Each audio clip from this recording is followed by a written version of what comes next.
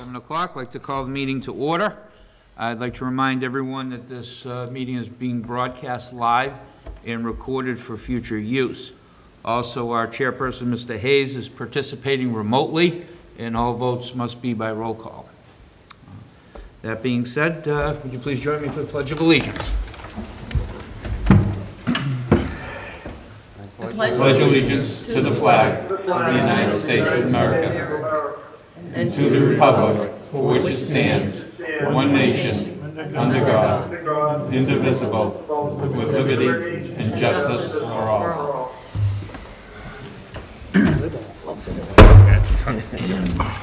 The recent events, if we could just have a moment of silence.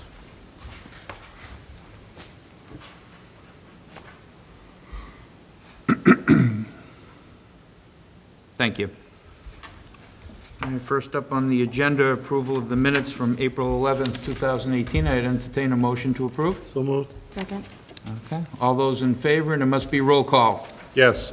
Yes. Yes. Yes. Yes. Abstain. Yes. Yes. Okay. Did you get that, Michelle? Yes. Yes. Okay, thanks, Yes. Bob. Almost forgot. Moving down, old business, regional agreement amendment.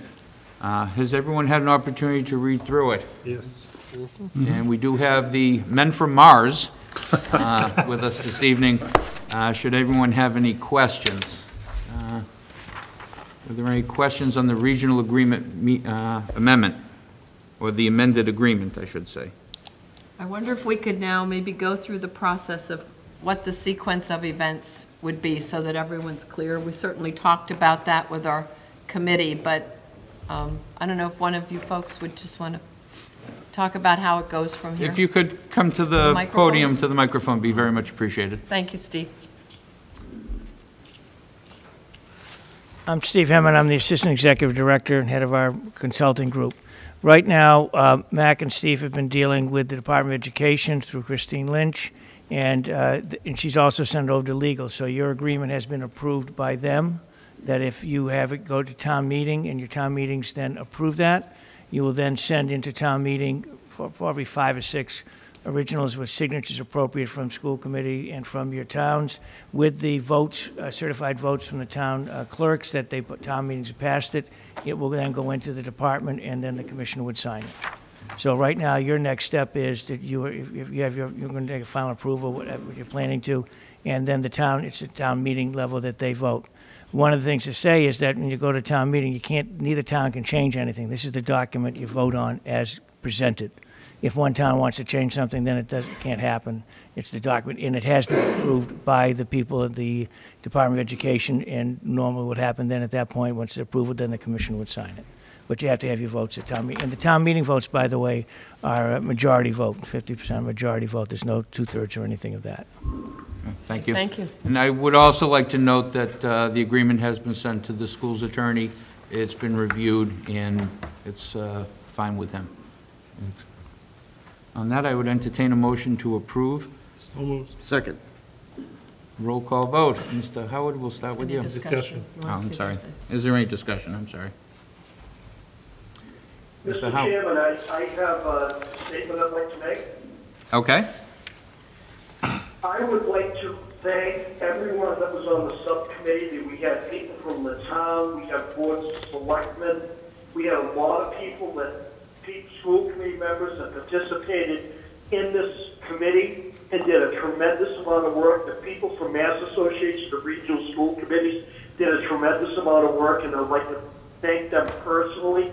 Everybody put their time in to do this, and hopefully we're successful moving forward with them. So thank you all. Thank you, Bob. Thank you, Mr. Hayes. Anybody? And on that note, Mr. Howard? if you could start. Yes. Yes. Yes. Yes. Yes. Yes. Yes. Yes. Unanimous. Yes, Bob Hayes. yes. Well, you'd already voted at once. Thank you, sir. Okay. And I just want to offer thanks to our consultants that we had with us, Mac Reed, Steve Donovan, and Steve Hammond. They've been with us really all the way through the process. We began this, gosh, well over a year ago, really worked through an agreement that had been typed on an Apple IIe computer. So we've come a long way with this, and certain schools were on it. They're no longer even in existence. So I think this is a great document for the future, and it's terrific to have moved forward, and to have the help from Massachusetts Regional Schools was terrific. So thank you all so much. Thank you. And moving down the list of old business, FY 2019 budget. As you all know, we started some budget discussion in our last meeting concerning the assessment. I would offer, my thoughts after attending a few FinCom meetings and talking with the town. We also have a email from the town of Hanson from Mr. McHugh. I'll read this into the record. Ruth, I have discussed tonight with the chairman and accountant. I will not be able to return for the meeting tonight, and the chairman has made another commitment. After conversing with Chairman Hayes as well, we feel that the comments I made at the previous meeting remain current. The town of Hanson will do its best to meet an overall assessment of 9.5%. Anything in excess of this amount cannot be supported via our FY19 budget. Additional reductions in the assessment are also obviously helpful. Looking forward, increases similar to this as soon as FY20 cannot be supported without a long-term strategy and collaboration between the towns and the district. I repeat my commitment to engage in that effort. So this was received today from Mike McHugh. Thank you. So on that line, I'd like to make a motion that we set the assessment to 9.5. is there a second? Second. Okay, discussion. Mr. Trotter. I think it's probably one of the most difficult things that we face. The 13.6 budget that we initially tried to secure obviously was a little bit too rich for both towns. And I feel as though, as school committee people, going down to 9.5 is probably the correct thing to do. However, I think people need to understand that when we create our budget, we are creating a budget that is best for the Whitman Hanson Regional School system. And when we make that budget assessment, I think that's what we have in mind. And then I think what happens, things kind of trickle down, and on the town side, there seems to be a budget concern there. So what I'm hoping is that there's been a lot of talk about starting the budget process earlier in the year. I know there was talk about last year creating a budget subcommittee of selectmen, town managers and so forth, to try and create something so that both sides have an idea of what we may be looking for. Because it seems that the budget process, as it stands, doesn't really seem to gel when it comes to this time of year. I know there are a number of things that we really need that we have to cut because of this budget. I know probably as a taxpayer, they look at it and say, I don't know, I don't want an override, my taxes are going up. But people need to understand that when we build a school budget, I think we're building something that we believe in, and unfortunately it costs a lot to run a school system. And as we've mentioned before, the mandates that come down that aren't fully funded are a huge problem for us. And I'll just say one more time, the people that are making those decisions, I don't think contact the people who will be impacted by it. And I think that's a big problem in the way in which the legislature creates their mandates. If they would say, we're thinking of this, how is it going to impact your school system? Things might be a little bit better, but unfortunately, I will support the 9.5%. Mr. Boyce. Chairman, I agree with everything Mr. Trotter says, but I'll even add to that. It's not what we need, it's what the students need. And regardless of whether the state wants to give us full reimbursement for transportation, we still need to provide transportation. We still need to provide for social and emotional learning. We still need to provide, and I'll even use myself as the example in these schools. When I entered middle school, I think I was a wreck going into 6th grade. I was fortunate that there were counselors there to help me. I'm not saying that we're lacking counselors, but we were looking to move forward with helping every student. Every single student, as Ruth would say, in the rest of the district every day. Not every other day and not every other student. So, I mean, I still want to hearken on that and remind folks, and also remind folks that we're still fighting for that money that's been owed to us, or at least in this fiscal year. It would be great to get it going back. I remember a few meetings ago, and I'm sorry I wasn't at the last meeting, talking with Mr. Small, and, you know, why don't we just ask them for all of that money, because it goes back 10 years. And I know it sounds repetitive and it sounds old, but it's still true. It's not anything that's new news. But I do agree with the words. And I mean, I'll support that. Fine. It's with some hesitation, because I still think we are undoing a couple things that were put very important as a high priority. One of the things I thought about also today, and sorry to go on, was, you know, we put valuable professionals in each of our departments, and it's never to pit one against the other, but, you know, I plow snow for myself and do driveways in the town of Whitman on my own, and I would think, well, what if I didn't have the snow plow? What if I, you know, I put everything forward to be the best professional, but I don't have the snow plow, and I'm in someone's driveway, and now I'm pushing it with a piece of plywood or something. You know, I'm not giving myself the right tools and the right resources. And I don't think we want to see that happen with any town. I want a 4-minute ambulance response. I want the best in our police personnel and the folks that you know, support both municipalities with, be it DPW or whatever, town halls and so forth. I'm not saying it stops with us, but I know we're probably the most difficult piece. But we hope that we can, you know, find the way to do this. And we'll still be we have Education Day, School Day on the Hill coming up this Wednesday. I know some people probably will be participating.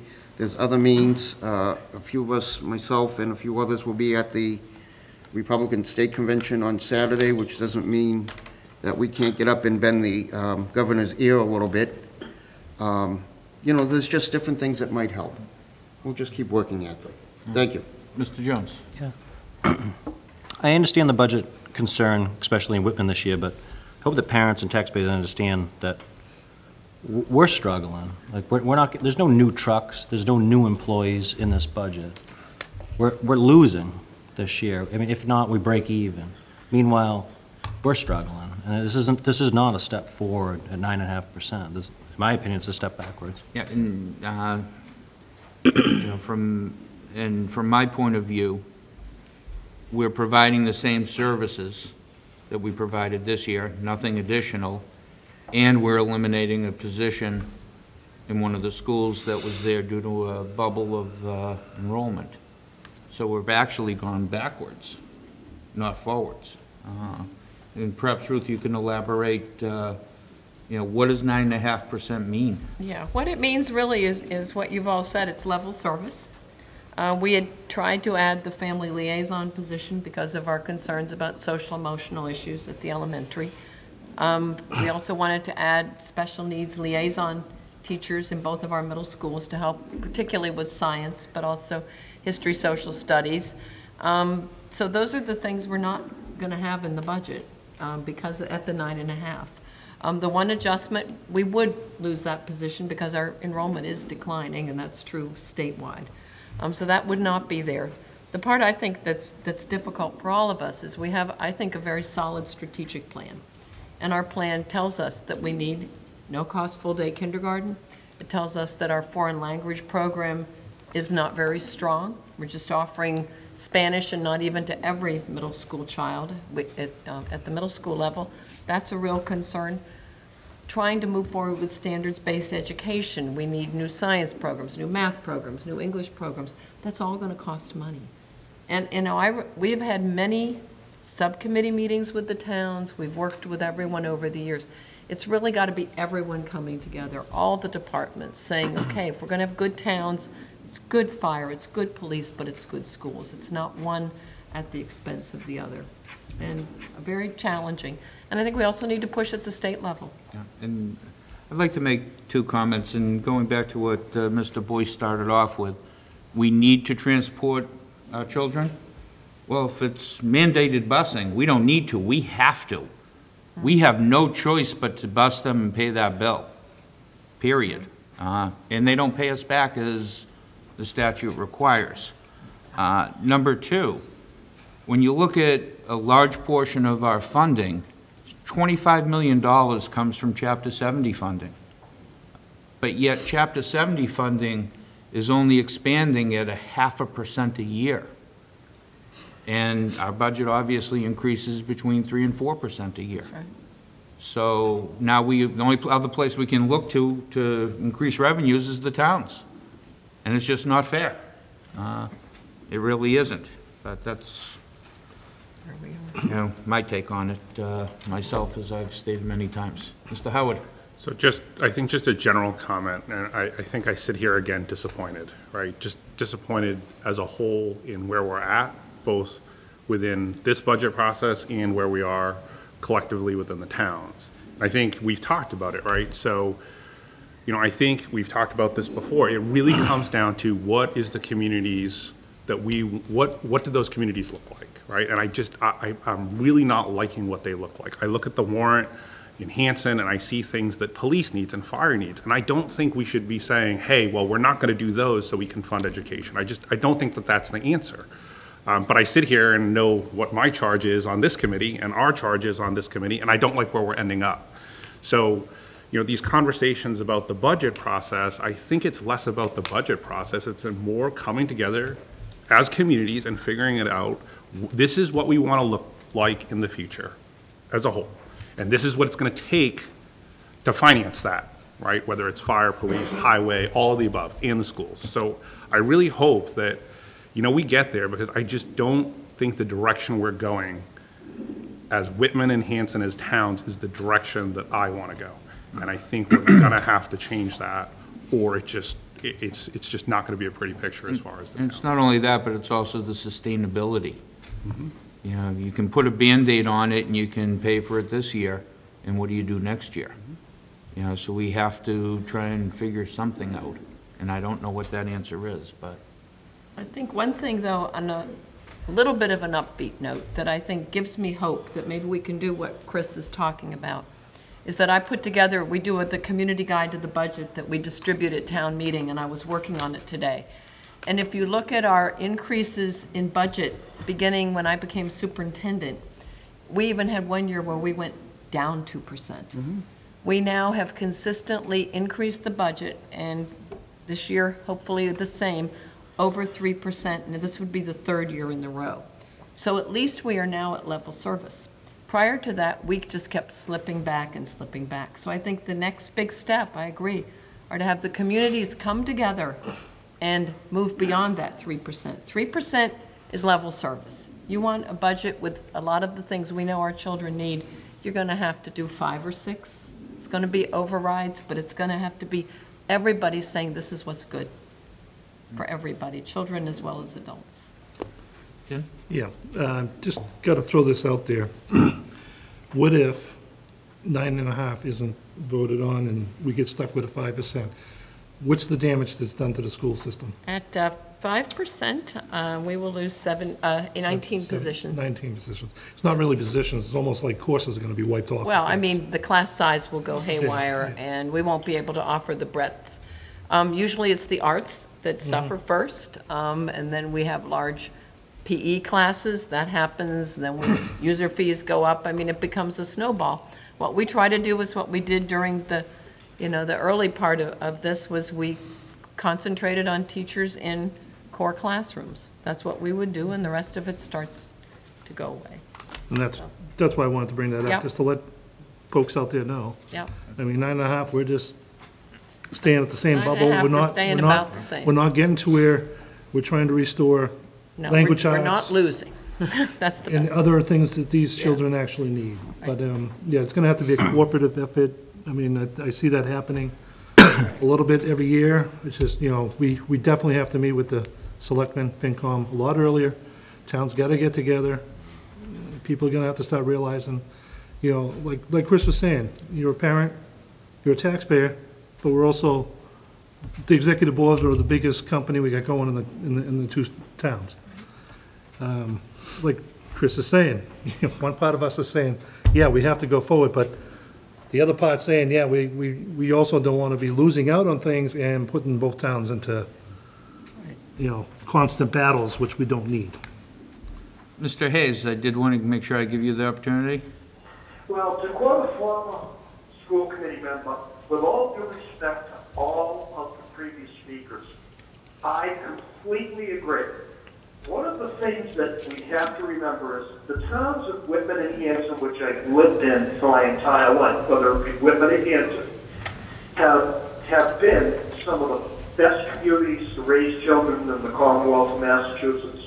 Although 9.5% isn't ideal, it's probably as much as the towns can afford, whether we're talking about police or fire or any of those people. They're very supportive of the schools and the things that we do.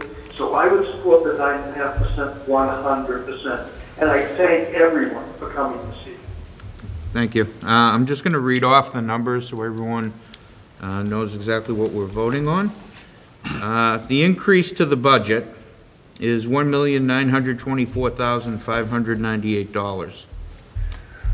The increase to Whitman of that is $1,151,295, and Hanson's share is $773,304.